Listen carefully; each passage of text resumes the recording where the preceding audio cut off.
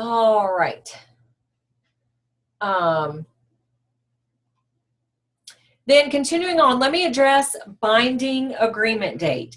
Basically, the binding agreement date, that is very important because that is the date from when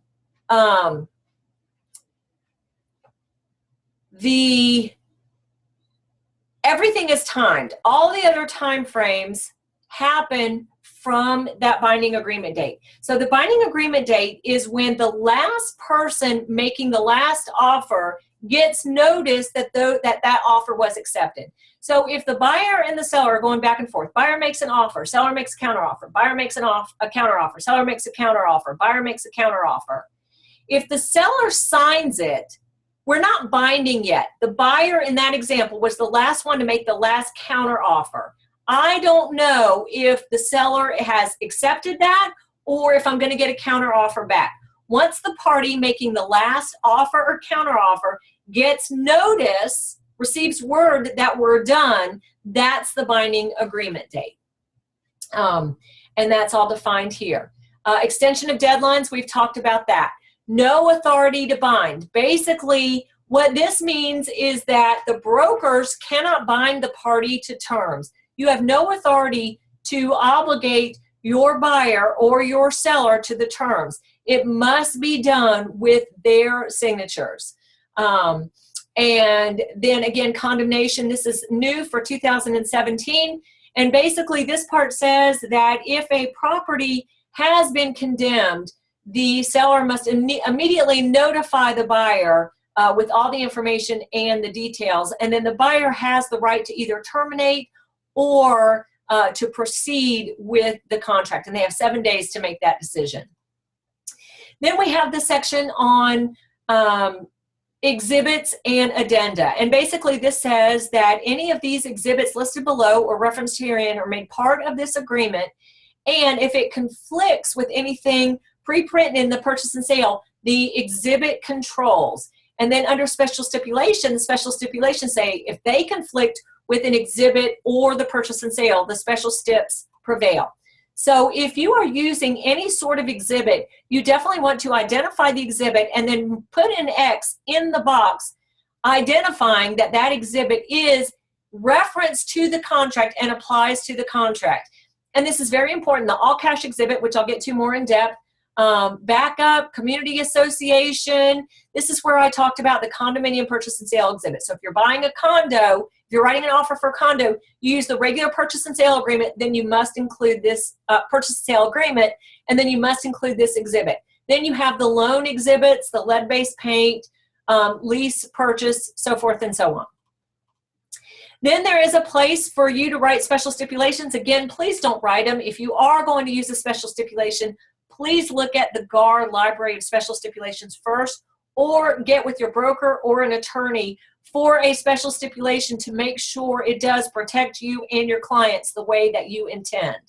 And then you have the signature page. This is a place for the buyer and the seller to accept and their contact information. So you put their signature, their name, their address, because again, the address for notice is not only electronic, but by delivery or U.S. mail certified return receipt requested, and their phone number, their email address.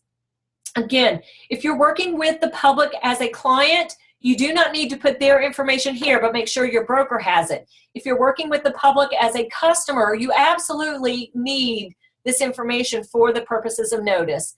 And here's where it references additional signature page. So see here, it has it numbered 1212. You'll see on the additional signature page, which is new for 2017.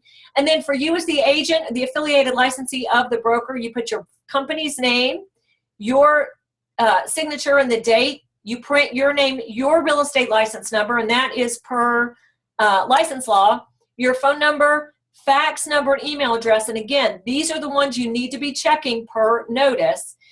Your realtor membership, if you belong to a board, your broker's address, and the broker's phone number, and the MLS office code, and the broker firm license number. That's not the actual individual broker's license number. That's the firm number. So in GREC, that's usually the H number, H-56897, so forth and so on.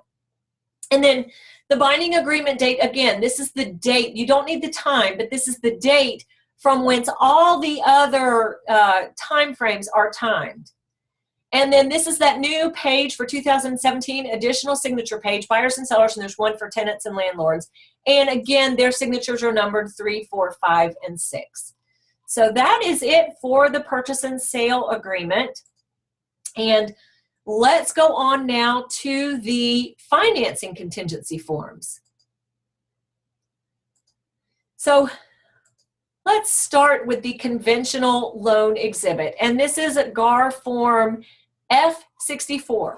So if there's a buyer and they are writing a contract and purchasing a house subject to financing, meaning they are getting finance from a lender and their deal is contingent upon a lender giving them the money, then in that situation, you're going to fill out this conventional loan contingency exhibit and make the contract subject to or contingent upon them getting financing.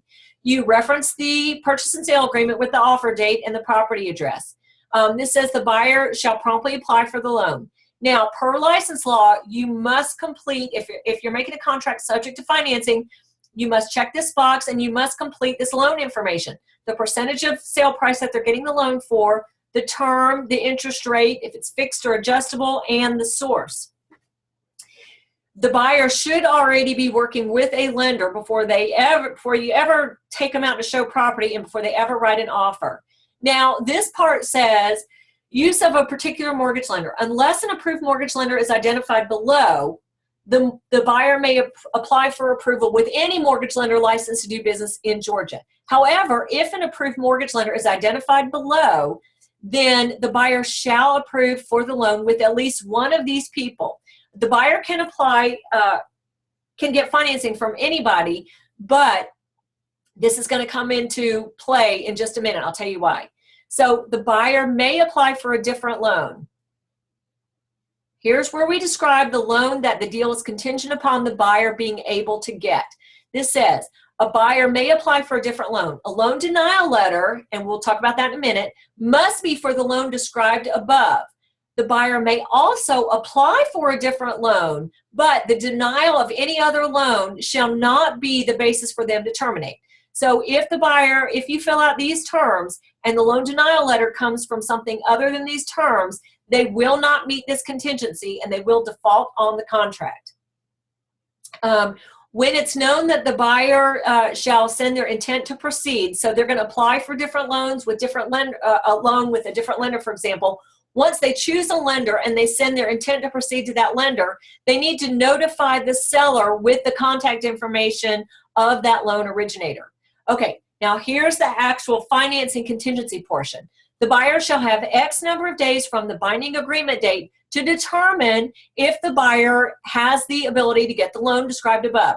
They have X number of days to find out from that lender, is the lender going to lend them the money based on this loan? If the buyer has the ability to get the loan the buyer shall be deemed to have the ability to get the loan if they don't terminate prior to that time. So if a buyer isn't going to get their loan, then the buyer has this number of days from the binding agreement date to notify the seller, and again, we talked about notification must be in writing and signed, that the buyer is terminating the agreement because the buyer's been turned down for the loan, and provide the seller with a loan denial letter. So the buyer has this time frame to tell the seller, I'm terminating, I can't get financed, and I have to prove it. I have to give them the loan denial letter. Now I have 7 days, I only have this number of days from binding agreement date to send my notice of termination, but then I have 7 days from sending this notice to give them the proof with the loan denial letter, and those 7 days can fall outside of this. And the loan denial letter must be based on the lender's customary and standard underwriting criteria. The must go forth, and I'll tell you that in a second. Again, this is where it says the 7 days can fall outside of the finance contingency period. All right. Loan denial letter is very important. So if a buyer is going to terminate under the financing contingency and protect their earnest money or protect themselves from not being sued for default, number one, they have to terminate within the time frame, and number two, they have to prove it. They have to prove it with the loan denial letter. but the reasons for that loan denial letter are very, very specific. So number one, it says if the buyer has agreed to apply for a loan with an approved mortgage lender, that was spelled out here, then the loan denial letter must come from whomever was identified as the approved mortgage lender. If a buyer is not required to apply with an approved mortgage lender, it can be from anyone. So if this is blank, the loan denial letter may come from anyone. If there are names filled out here, the loan denial letter must be from one of these people. So that's number one. Then the loan denial letter itself may not be based upon any of the following. It may not be based on the buyer lacking sufficient funds other than the loan to close. So if the buyer doesn't have their down payment money or the buyer doesn't have closing costs, even if that's why they get turned down for the loan, they do not meet the terms of this financing contingency. They will default on the contract and either lose their earnest money or be sued for the default. So if your buyer is getting their down payment money from a down payment assistance program like Georgia Dream, you need to make sure that you make that contract subject to them getting their Georgia Dream funds. We have an attorney-written special stipulation to address that. Second thing the loan denial letter may not be based on. If the buyer didn't sell or lease their house first, and so for example, if I'm a buyer and I have a house, I have to sell my house first before I can qualify for the loan for this house. If I didn't sell my house first and a lender's not going to lend me money based on that, I do not meet the terms of this financing contingency unless that was provided for with the sale or lease contingency exhibit.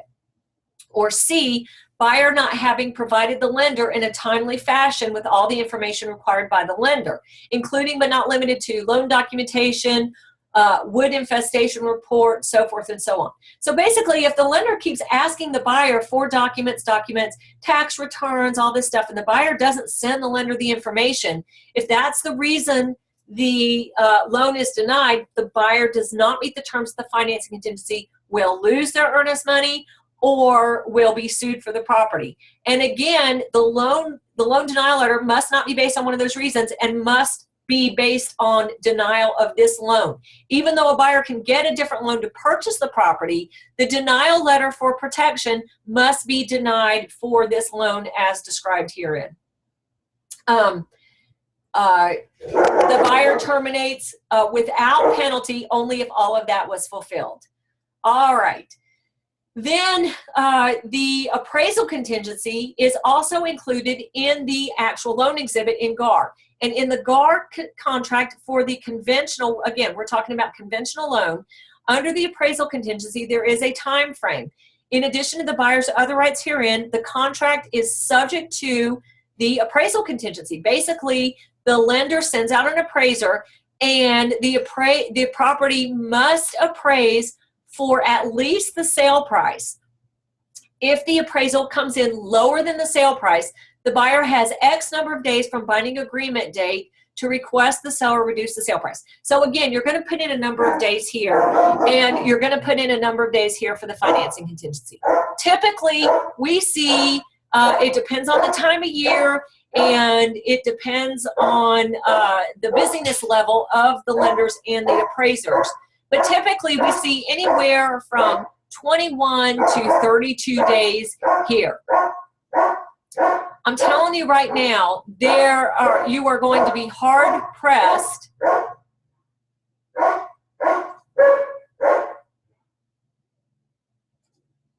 Gidget, hush.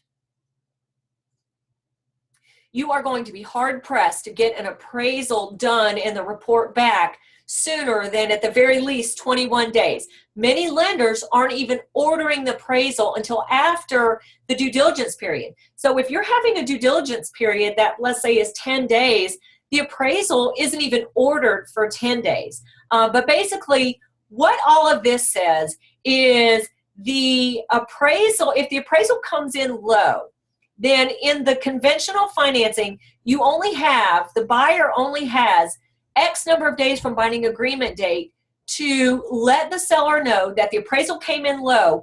And in the conventional loan exhibit, in conventional loan contingency, the buyer must give the seller, the buyer is obligated to give the seller the opportunity to sell it for the lower sale price.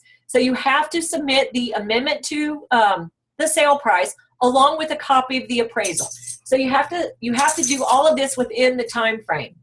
Now the seller can say no, and then the parties may terminate. But if the seller says yes, so the buyer has got to give the seller the opportunity to sell it for lower. If the seller says yes, then the buyer's obligated to buy. If the seller says no, then the buyer may terminate. Or the buyer and the timeframes for all that are written in here. The buyer may also go ahead and purchase the property even if the appraisal comes in lower. That just means the lender is going to lend them money based on the appraisal, and the buyer would have to bring additional cash to the closing. So all of that is described herein, and then the parties sign it. That's the conventional loan contingency exhibit. Now, let's talk about the FHA loan contingency exhibit. FHA is just the government body that will insure the loan. They're not lending the money, they just insure the money being lent out. So again, the first part is the exact same as the conventional loan exhibit. You have to fill in the loan information, the use of a particular mortgage lender is described, the buyer may apply for a different loan. The financing contingency is all written here. You fill in the number of days. The buyer may terminate within those number of days. They have to terminate within that time frame and prove it with the loan denial letter. The loan denial letter may come 7 days after the notice to terminate. All of this is the same. Use of the approved mortgage lender is the same. What the denial letter may or may not include is the same. All of that information is the same. Now, here's where an FHA loan differs from a conventional loan.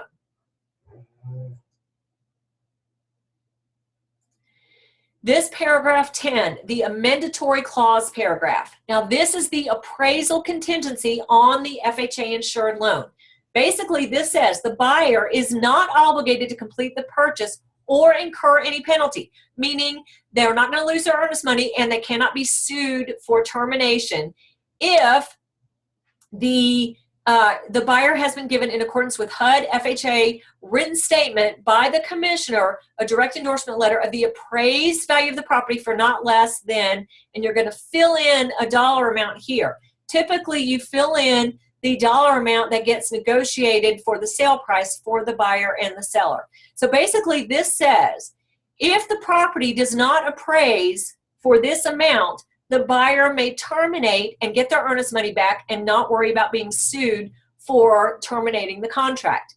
Now, the buyer can go ahead and buy the property, but just like in the conventional, if the appraisal comes in lower, then they're going to have to bring cash out of their pocket for the additional amount between the low appraisal and what they're getting their loan for. Now, there are no time frames here for this appraisal contingency. There's a time frame in the FHA loan for the financing contingency to determine if the buyer will be financed, but for the house itself, for the appraisal, there's no time frame. Therefore, a buyer's rights, a buyer's protection for an appraisal contingency on an FHA insured loan goes through the last contractual day of closing. No time frame, therefore it goes through the last contractual day of closing. That's one thing to be important of, to be cognizant of. But if the property doesn't appraise, you cannot let the closing date come and go and then terminate the next day and expect to get the earnest money back. You must send the proper notice terminating the contract based on the appraisal contingency prior to the last day of closing. And whether that day of closing be what was originally agreed upon in the purchase and sale or any amendment or unilateral notice thereof. Now, the other thing that I need to bring to your attention is when you are countering an offer. So if the buyer and the seller, the buyer writes an offer and the sale price is one amount, and through counter offers, if the buyer and the seller, if the buyer's getting an FHA insured loan and on the successive counter offers, if the sale price of the property is being countered, in the counter offer itself, you must also address this paragraph. So you would say something to the effect of, per Exhibit A, FHA Loan Contingency Exhibit A, paragraph 10, amendatory clause paragraph, shall also read, and whatever sale price is being negotiated in the counteroffer. You have to address this price here in this paragraph in the counteroffer as well. All right, a couple of other issues with the FHA insured loan. FHA does require an upfront fee for mortgage insurance, and that's a certain percentage of the, an upfront percentage for the mortgage insurance premium. Check with your lender to find out what the prevailing rate is at the time you are writing the offer. And typically we do see that that amount is financed into the loan. Either paid at full at closing. Typically we see a buyer financing in the mortgage insurance premium with the loan. Now, there are certain seller required fees on an FHA insured loan. So the seller is absolutely required to pay a tax service fee. So if the seller has already agreed to contribute some money to a buyer's closing costs, then you're probably going to want to include these costs are already included in any closing costs the seller's already agreed to pay. Then also, it says up here too, basically when the FHA sends out an appraiser, the FHA also checks the house out for safety issues and some other issues. It's not an inspection, but basically the FHA doesn't want to be sued. So in the appraisal, if the FHA mandates any repairs, then those must be completed before the buyer is going to get their loan. So you're typically going to fill out any required repairs required by the FHA shall be completed and paid for by blank prior to closing, as long as they don't exceed X amount of dollars. So typically we see seller in here, and the dollar amount that you fill in here for those repairs, that's going really to depend on the condition of the house and the sale price of the house. But let's say you put seller and you put $1,500. If the FHA says that the contract is subject to those repairs being complete and the dollar amount is $2,000, then the seller is not obligated to incur more cost than what the seller agreed to.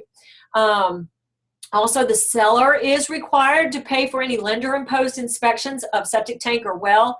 And if any of the improvements are less than a year old, if the FHA requires, the seller shall provide a home warranty.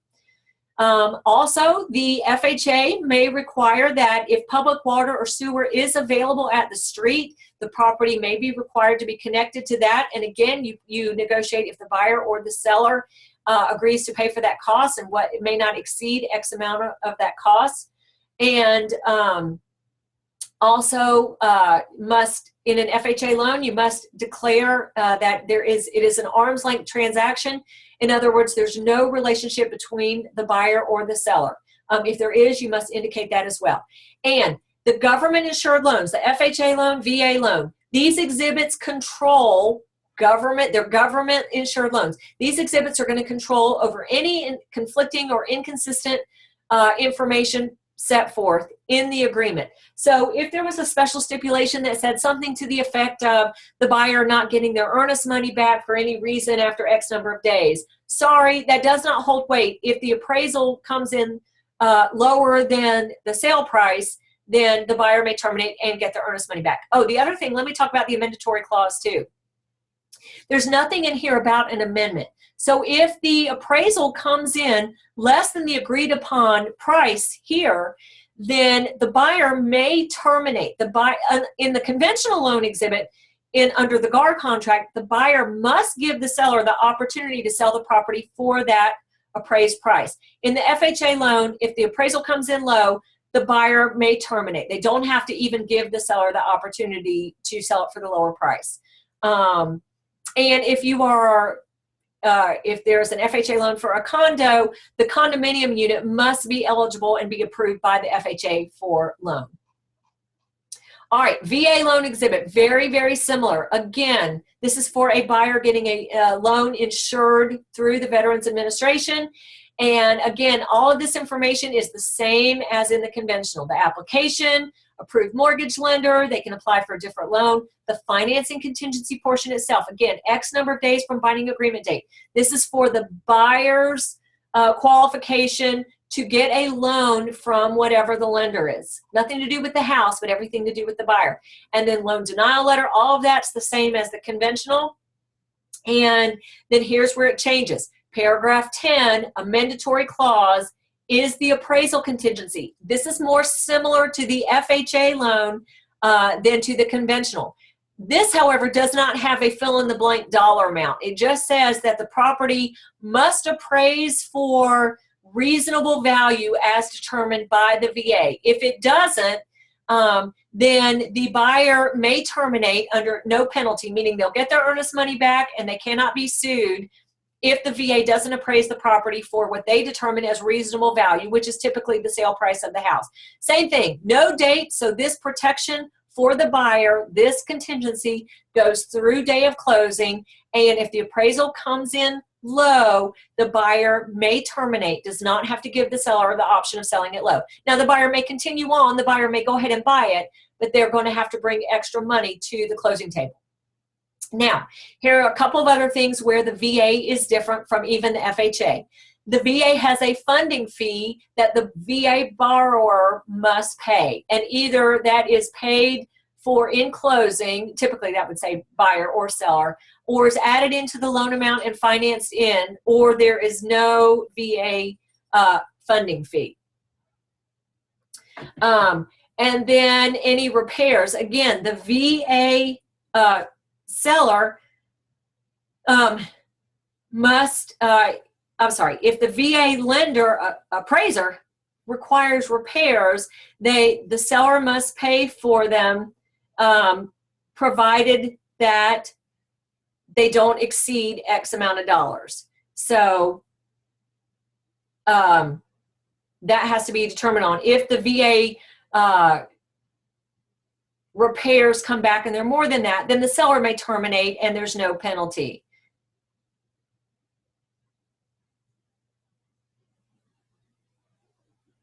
All right. Additional costs paid for by the seller are, notwithstanding any provision to the contrary contained in this agreement or exhibit, the seller shall pay. You listing agents, make sure your sellers are aware of this. There are certain fees in a VA-insured loan that the seller is absolutely required to pay. One of them is a termite letter. This is the only loan at this point where a termite letter is absolutely required. Now, an FHA loan, it is strongly suggested, but the discretion is upon the lender. In a conventional loan, a termite letter is not required. Now, the buyer may request one, and you would want to include a special stipulation to that, but in a VA-insured loan, termite letter is absolutely required. Seller must pay for it, along with loan closing or settlement fees, document preparation fees, preparing loan papers, conveyance fees, attorney service fees, other than title work, interest rate lock fees, postage, mailing, so forth and so on. Make sure your sellers are aware of this. In addition, it also has any other fees, costs, or charges which are not permitted or allowed by the VA to be paid for a buyer. So you probably want to check with the lender to find out what all of these other fees, what they add up to. Now, if a seller has agreed to contribute money towards the buyer's closing costs, then you're going to want to check that these costs are included in the closing cost contribution the seller is already making to the buyer. And then the same thing, if there are improvements that have been done less than 1 year, the VA may require a home warranty, and same thing with the public sewer and the water. And again, VA is a government agency, so if it's a VA-insured loan, then this exhibit shall control over any conflicting or inconsistent provisions. All right, let's move on to the all-cash sale or no financing contingency. I've referenced this a couple of times throughout the contract. Again, based on the market that you're in, there can be a buyer that is getting this is if a buyer is actually getting paying all cash for the property, or if the buyer is getting a loan, but they're just not making the deal contingent upon that loan to potentially make it a stronger offer to the seller. If it is a true all-cash deal, then the buyer, while the buyer has sufficient liquid assets to purchase the property, the buyer reserves the right to pay for any purchase by obtaining an institutional mortgage, or shall not have the right to obtain mortgage financing to pay for the property. Again, that's going to be negotiated between the buyer and the seller. This is the part I referenced, and this change was made in May of 2017. If the buyer is obtaining mortgage financing, so it's not contingent upon that, but they're still getting a loan, then the buyer and the seller have to negotiate. Do they still have the right to unilaterally extend it for 8 days or no? And again, we discussed that in the first section when we were talking about the reasons that a party may unilaterally extend the contract.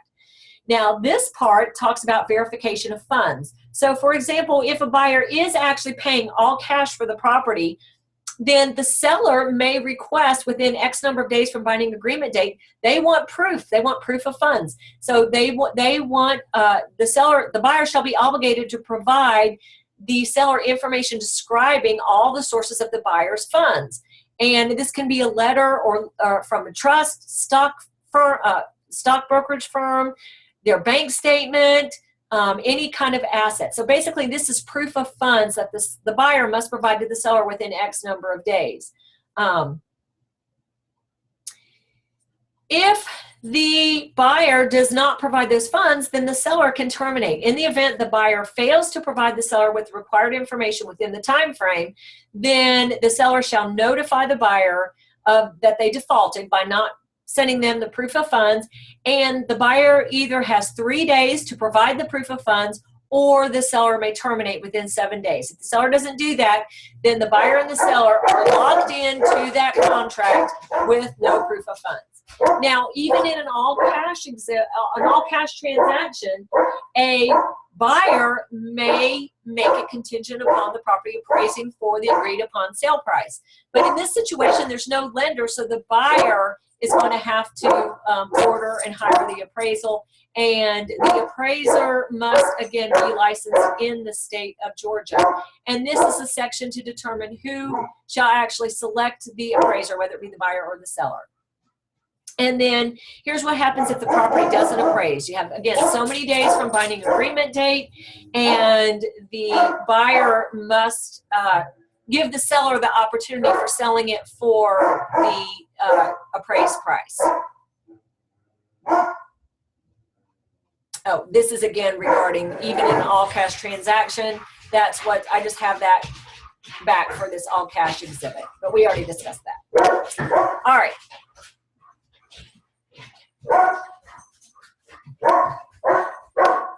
Let's move on to some other documents in the contract that you are going to predominantly use in your purchase and sale agreements.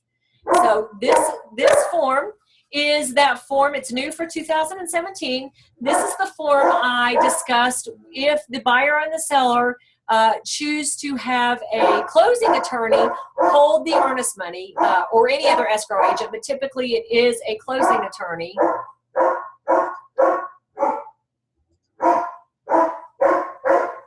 Gidget!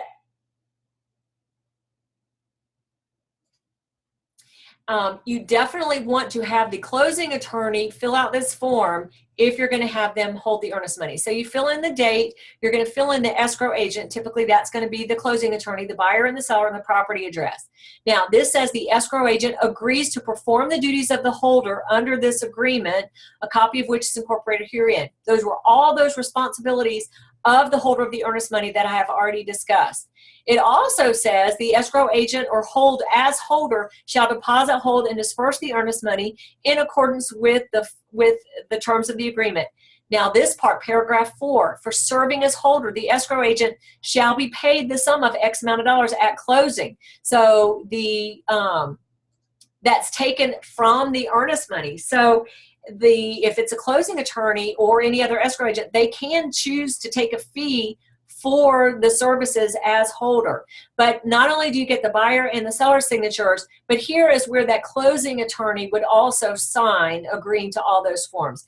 If the buyer and the seller are going to have a closing attorney hold their earnest money, I absolutely suggest you get this document signed by the closing attorney for the reasons that we have already talked about. Okay, here's a counteroffer form. So basically, a couple of issues with the counteroffer form. If a buyer makes an offer and then the seller is going to make a counter offer, or seller makes a counter offer and the buyer is going to make a counter offer to the seller's counter offer, you're going to do that on this counter offer form. And the counter offer form references the original offer that was dated with the original date, including all the exhibits and the special stipulations that were included on the original offer. So this paragraph says any previous counter offers were rejected. So basically the counteroffer is not numbered. You're only going to have a final agreement, and it says it right here, of the original offer plus the counteroffer that is signed. You're only going to have one counteroffer form that is going to have both the buyer and the seller's signatures. So if the buyer and the seller go back and forth, back and forth, back and forth, negotiating on counteroffers, none of those in-between documents are part of the agreement. It is just the original offer plus the final counteroffer, which is going to be the only document that's going to have the seller's signature as well as the buyer's signature.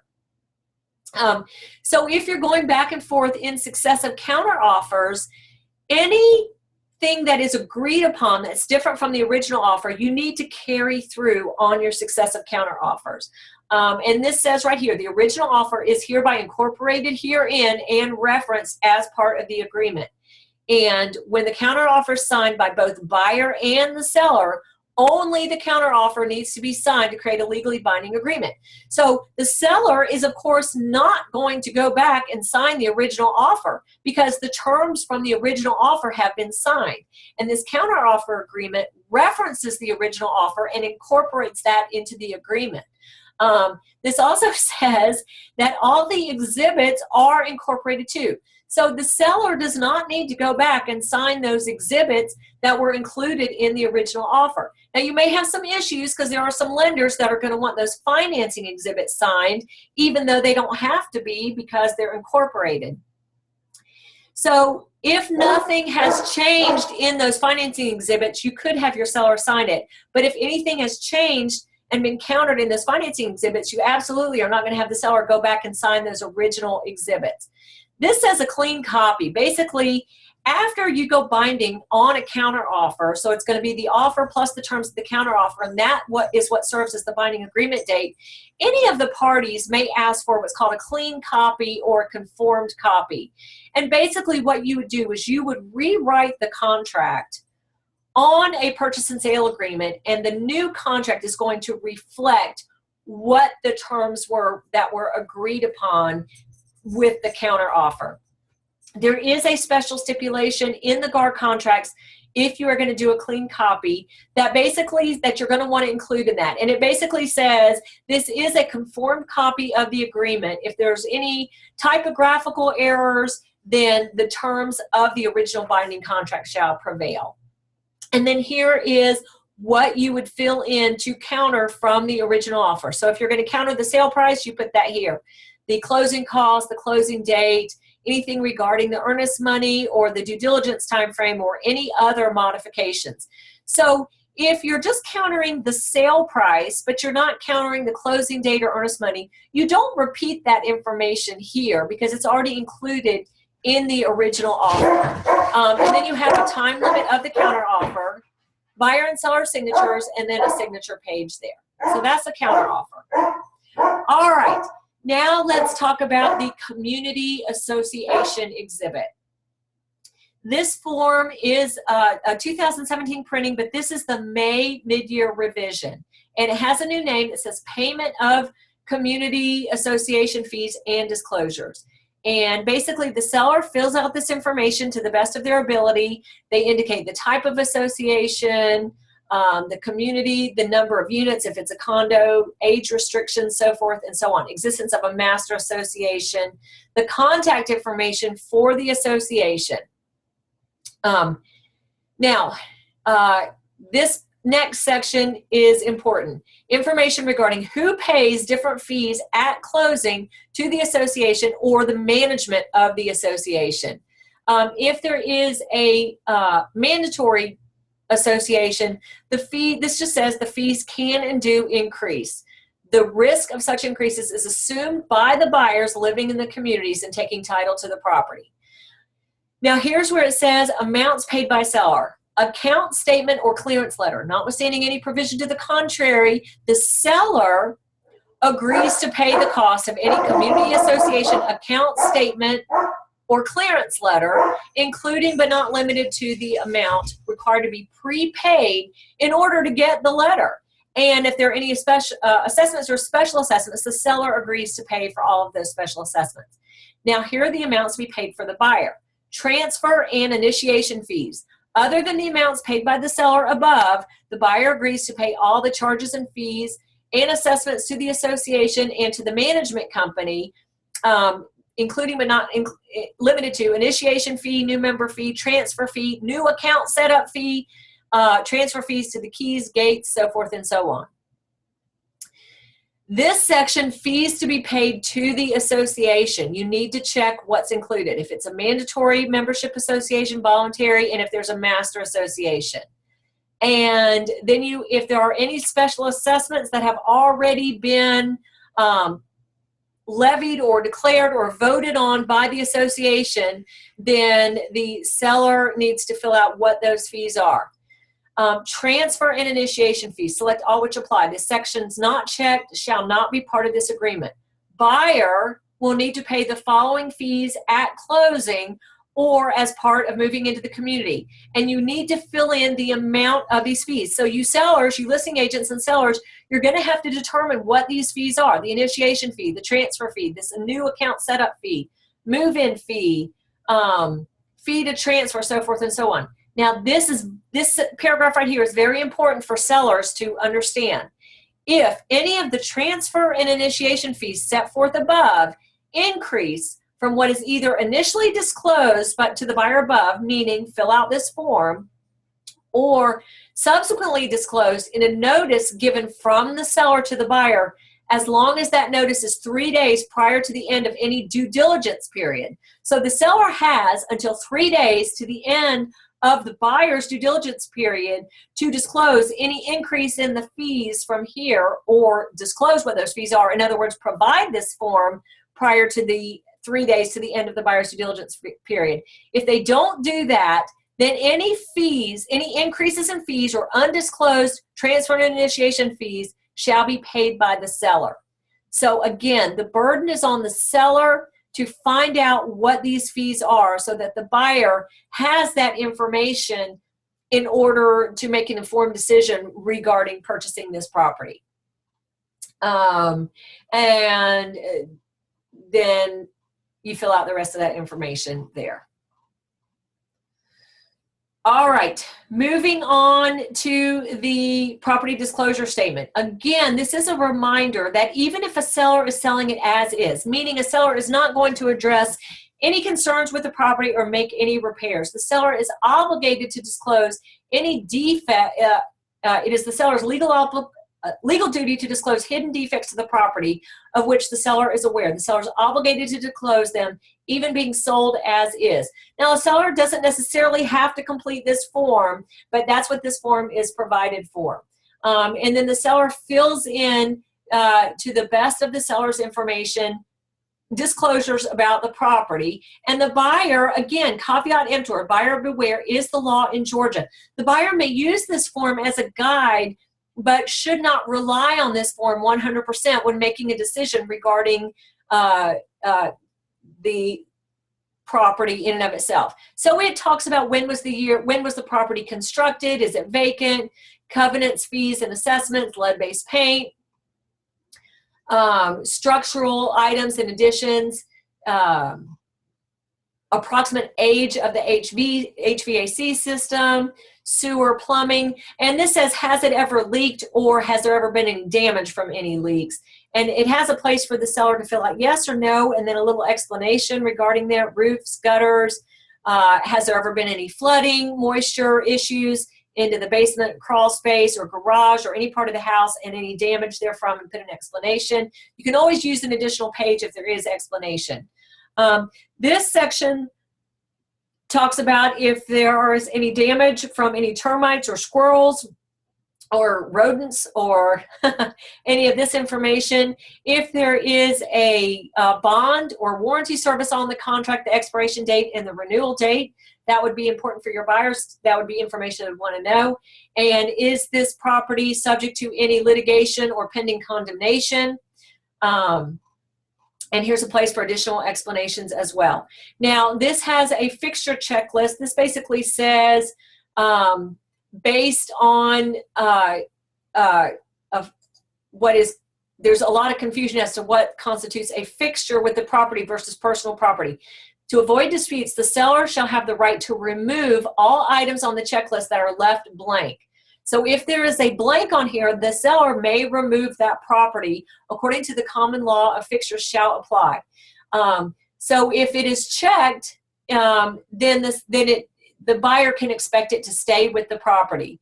Now, they have all kinds of items such as refrigerator, freezer, freestanding freezer, so forth and so on, and they've added a section for things that aren't listed here. Now, buyers, you need to be careful where it says clarification regarding multiple items. Items identified above as remaining with the property where the seller is actually taking one or more of such items shall be identified below.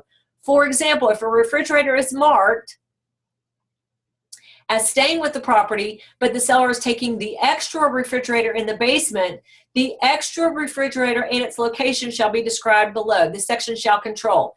So if the house has two refrigerators, one in the kitchen and one in the basement, let's say, and it's marked that one is staying, the seller needs to identify which one the seller is leaving and which one the seller is taking. And then it has a place to fill in the items needing repair, and the buyer and the seller sign that.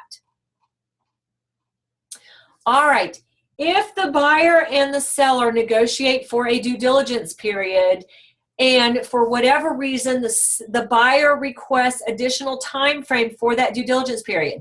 The due diligence period, again, that's the time frame within which a buyer may terminate the contract under no penalty. After that time frame, they cannot terminate on that. That due diligence period may not be extended unilaterally. It must be extended on this amendment, and you must have the buyer and the seller agreeing to extend that time frame. If the buyer proposes this amendment to extend the due diligence period and the seller doesn't sign it, then it is not extended. And in this place, you put in a date that the due diligence period gets extended to, and for whatever reason, GAR also added a time frame to extend the due diligence period.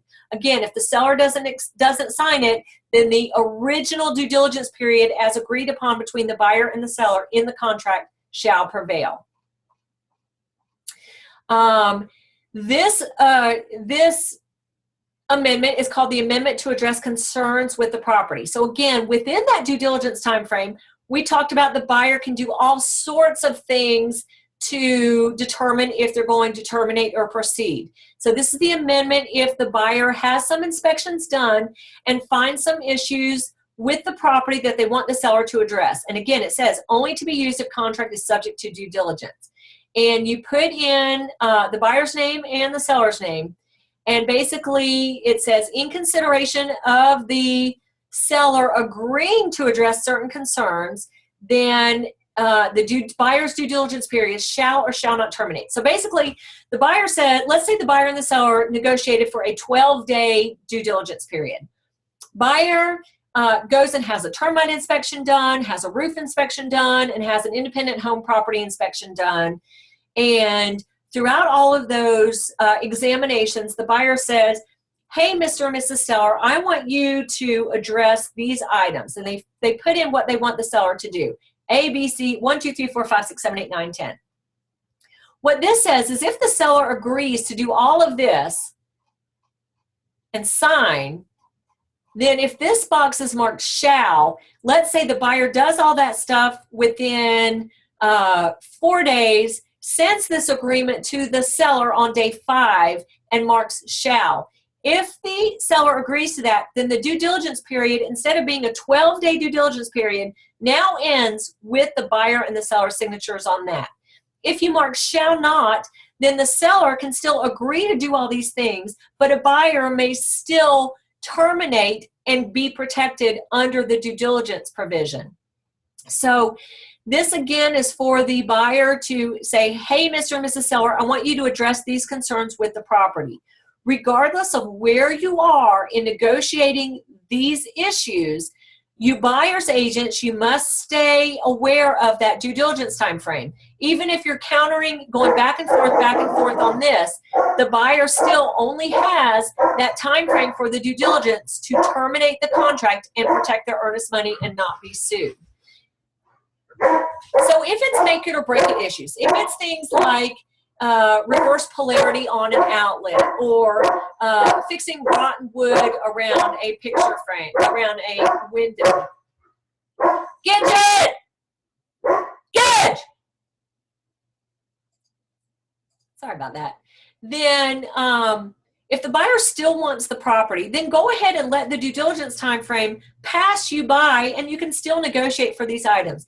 If it's quote unquote make it or break it issues, like it needs a new roof or it needs a new foundation repair or something, then even if in negotiating and talking with the other agent, if they're saying, yeah, I think the seller's going to do it, if you do not have this back signed by the seller agreeing, then you buyer's agents, you need to go ahead and terminate the contract, or the buyer agrees to buy it.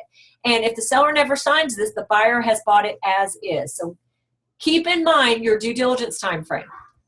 Now, this amendment is the amendment to the sales price. So let's say that a property has been appraised and the appraisal comes in lower than the sale price. Then the buyer and the seller would use this amendment to change the sale price, and you can or cannot attach the amendment and the sale price. This is where you put the new sale price in here, and you can say if this exhibit is open for acceptance out. Basically, you can change the appraisal contingency time frame on this exhibit if you choose to. Buyer, seller, sign that. All right. There are many other amendments that you are going to want to use, but I just wanted to point out some of the predominant ones that you will use. Now let's talk. We have a few more minutes, so let's talk about some special stipulations.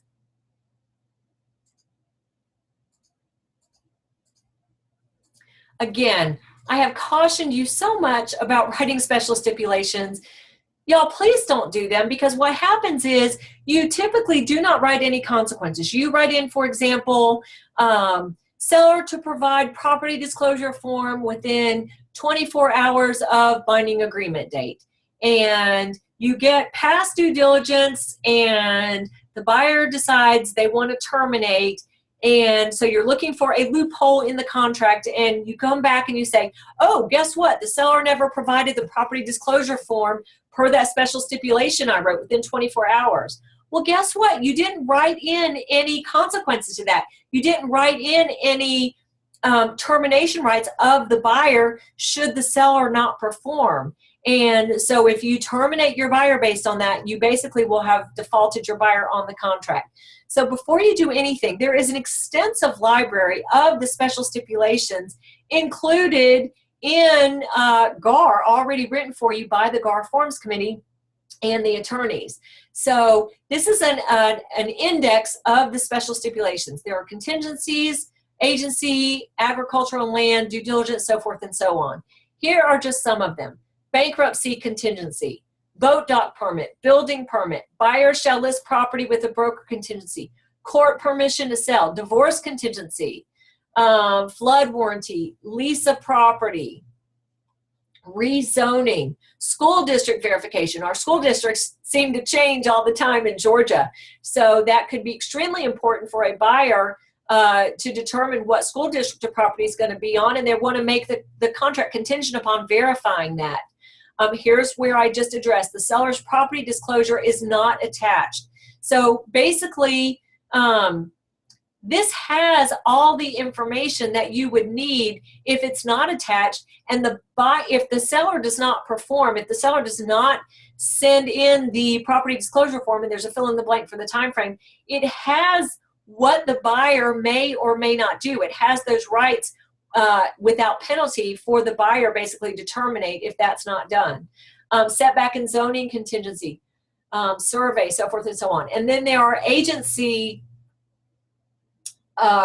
special stipulations. If you are acting as the principal, in other words, if you as the agent are the buyer, seller, landlord, or tenant, you absolutely must disclose that in a contract per license law.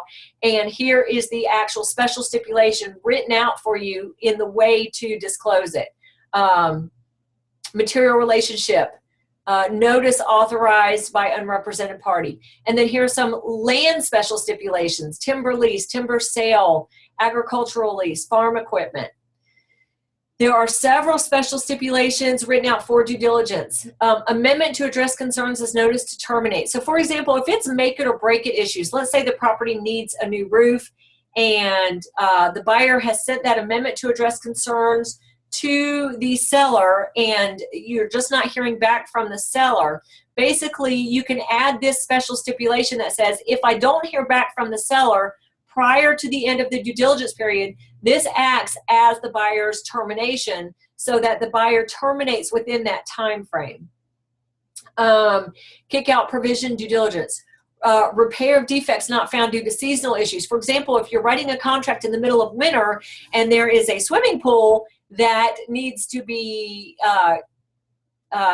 inspected, and if there's defects to that you can't tell in the middle of winter, this would be a special stipulation that would address those issues.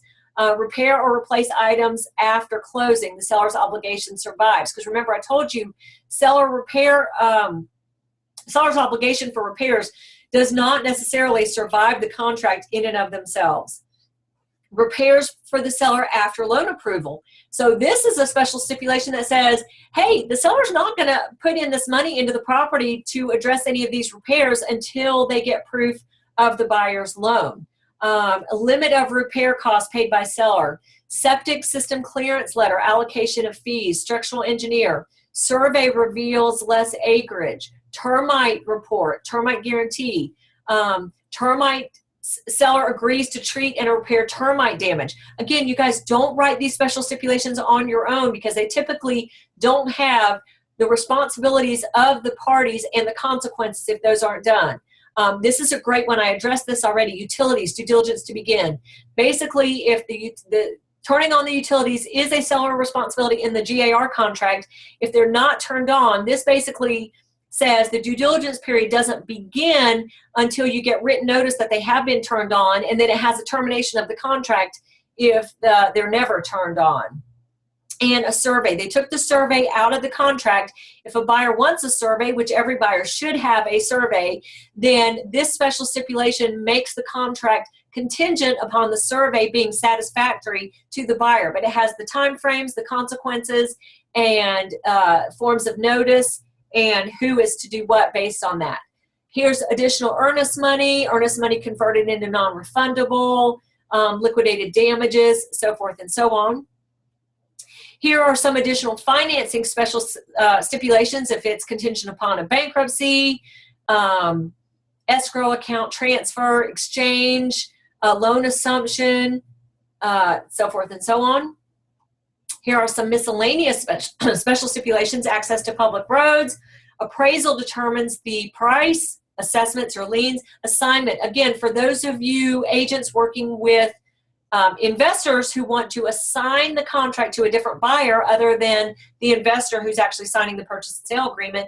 Again, we talked about the purchase and sale agreement in GAR is not assignable without the seller's permission. This is a special stipulation that you are going to use to get the seller's permission to make it assignable. It also, you agents need to know, it addresses commission so that you're getting paid commission based on if the buyer is the investor who signs the initial purchase and sale agreement or the end buyer who the contract is assigned to. Business days defined, broker contingency, closing date extension, commission, community association not required. This is that special stipulation I addressed regarding conformed copy. If buyer and seller go binding on a counteroffer form and one of the parties requests a conformed copy, you definitely want to use this special stipulation that basically just says, this is a conformed copy. All parties acknowledge if there's a typographical error, the terms of the original binding contract shall prevail. divorce contingencies, lease of property contingency. Again, these aren't exhibits. These are all special stipulations. Rent applied to purchase price. That would be if it's a lease purchase agreement. Stigmatized property. Selection of closing attorney. Unfulfilled conditions discovered at closing. Walkthrough list items completed after closing. That's going to be very important for you buyer's agents to take a look at when you're negotiating a contract. You have to do all this stuff up front. So you're going to want to include these issues, these items, these special stipulations in your initial negotiation of the purchase and sale agreement. You don't want to try and address these issues at the end on day of walkthrough or at closing. A ton of special stipulations regarding the property condition. Dwelling to be constructed in a location shown on survey. Flood zone warranty. Home warranty. This is if they sell or if you negotiate for the seller to purchase a home warranty for the buyer. Here's that special stipulation that has the time frame, the cost, who orders it, so forth and so on. Permits, plumbing, property delivery condition, property sold with named defects, removal of fixtures and repair, rezoning, seller's property disclosure non-attached contingency. Again, these are all kinds of issues. Survey contingency, buyer may terminate. All kinds of issues that you guys are going to want to address. You want to address it as a special stipulation when negotiating the contract, not trying to deal with a problem after on the walkthrough day or day of closing. You're going to have an issue. Now, here are some special stipulations to consider. These special steps were written by some closing attorneys that we work with. And again, I already addressed this magic phrase, this provision shall survive closing. Here are some repair issues authored by Amy Davis of Davis & Associates. It says, all parties agree that, and again, you're going to want to use this when negotiating in an amendment for repairs to begin with or in a special stipulation. All parties agree that repair work contemplated and agreed upon herein shall be completed not less than 5 business days prior to the closing dated of whatever. And again, you don't necessarily want to wait till day of closing. You want some time in there so if they're not done, you can potentially renegotiate those items. All work shall be completed by vendors licensed in the state of Georgia through the proper state licensing board to complete the work required herein. Seller shall provide to buyer at least 5 days prior to closing evidence of vendor's license to do repair work, invoices, and paid receipts for all work completed. Should the seller not complete the work required herein at least 5 days in advance of closing, buyer shall have the right to either 1, immediately hire vendors of buyer's choice and have work completed at seller's expense to be paid at time of closing from the seller's proceeds, or 2, terminate the contract agreement with full refund of all earnest money deposits. Here's another repair issue. This is from the RE form special contract form special stipulations. The parties agree that the repairs the seller has agreed to complete under the contract may not be complete as of day of closing. In that event, no later than blank days from the closing, the repair completion date, seller shall complete all repairs to the property herein. It is understood and agreed that the seller, in showing good faith, shall deposit at closing X number of dollars, which will be the repair funds, with the security holder. You fill in the blank who that would be, typically the broker or the closing attorney, as security for completion of said repairs. As long as the seller completes or causes to complete, Gidget, hush.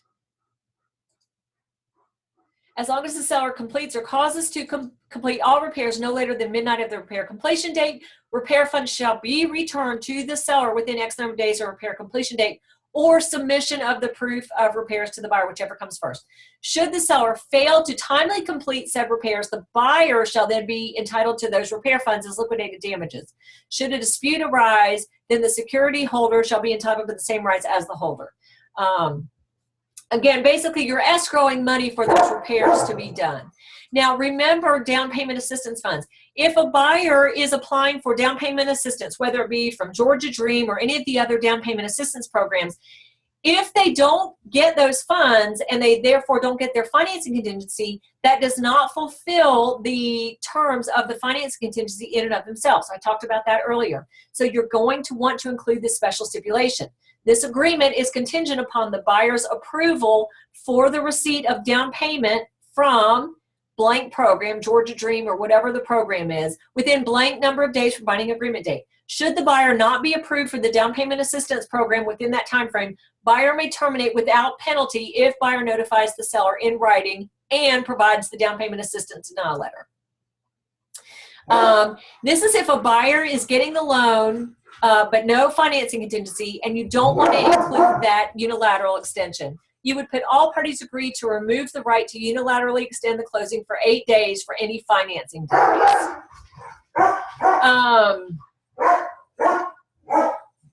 This is if you're holding, if the agent is acting as principal, updated HOA letters. If the transaction does not close by the originally scheduled closing date, Gidget! Good! If the transaction is not closed by the originally scheduled closing date due to no fault of the seller, the buyer to pay for any required updated HOA letters. This is notification if it's a bad fax or email address. These are some listing special stipulations that you might want to put in your listing agreement. If the seller cancels or withdraws the listing prior to the expiration of the listing agreement, the seller to pay $50 to X brokerage as an early termination fee to remove listing from the MLS service. If the property is placed under contract with a lease purchase, seller to pay the brokerage 1% of the sale price as commission for valuable services rendered. This fee shall be paid in certified funds at time of contract acceptance, and the remainder of the total commission owed to the broker shall be paid at the closing of the transaction. All parties acknowledge that the 1% commission paid at time of binding agreement shall be considered earned when the contract is binding and shall be considered payment for contract services rendered as well as procurement of sale and shall not be refundable. This is if the listing broker procures a tenant for a property under a lease, seller shall pay in certified funds equivalent of 1 month's rent, and so forth and so on. Here's if you charge or your company charges an administration fee at closing, seller to pay the brokerage. Remember, only brokerages can be paid commissions. You as an agent may not be paid any fees or funds directly. It must go all through your broker. This is that GAR conformed copy special stipulation. Buyer and seller acknowledge that the above reference agreement is a conformed copy of the agreement between the parties dated such and such. In the event of any conflict between this conformed agreement and the original, the parties agree the original shall prevail. We don't see a lot of short sales anymore, but basically this says in a short sale, sometimes we're not going to know if the short sale is approved for 2 months to could be up to 2 years. But basically, so you don't want the time frames in the contract for a buyer to run out before you even know if the short sale is going to be approved. So basically, you're going to want to put all time frames in contract and exhibits begin upon binding agreement date and extend to the specified number of days per provision after buyer's receipt of written approval terms of the short sale from the seller. What we used to see is in a short sale, we used to see a lot of buyer's agents putting due diligence period to begin upon buyer's receipt of approval of short sale. Well, if you're 4 months into the deal and you haven't ever gotten the written approval of the short sale and the buyer wants to terminate, you can't terminate on due diligence. It hasn't started yet.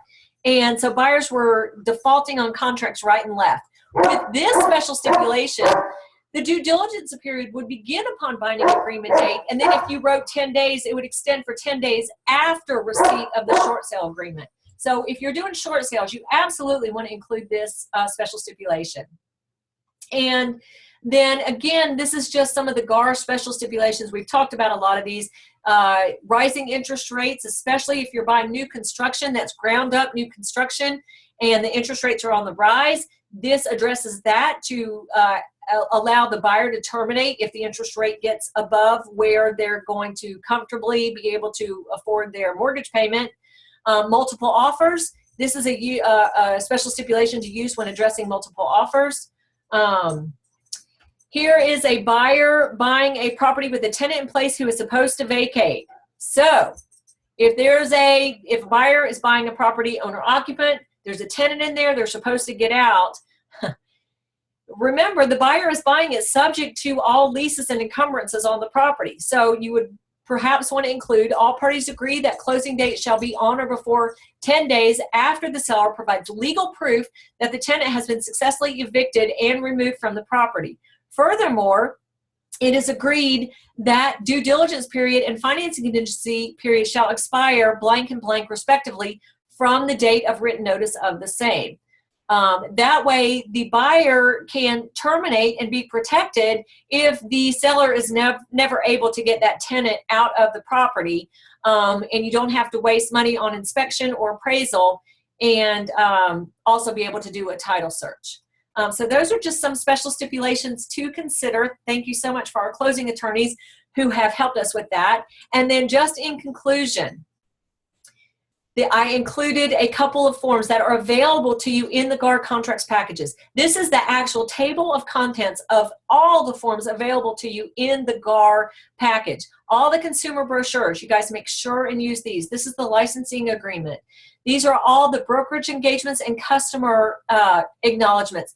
Again, I kept pointing out to you to use this is the authorization to show unlisted property for a seller customer and agreement to, sorry, I did the wrong thing.